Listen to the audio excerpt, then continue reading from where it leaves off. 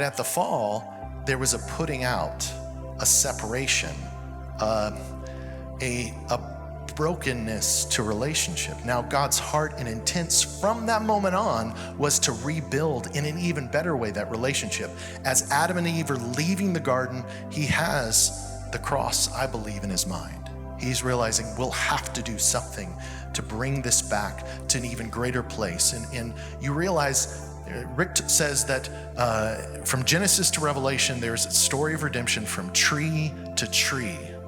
You see that? So from that very beginning, we're told that Jesus was the lamb slain before the foundations of the world, that God knew in his heart, somehow in his eternal way, that his way would be to bring us into relationship with him, even if it cost him the most important thing.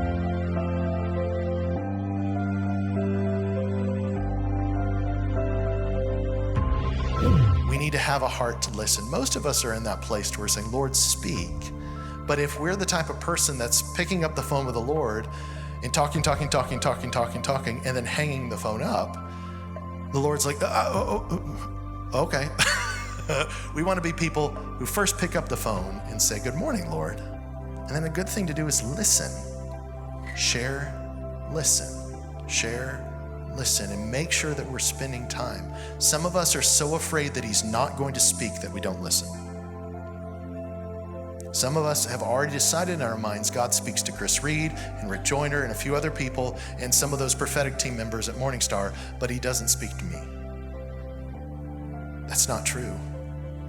Paul says, I wish that you would all prophesy, and the fact that you have a relationship with God, God likes to speak. He's actually quite talkative, but sometimes we're just not at the place to where we can hear him.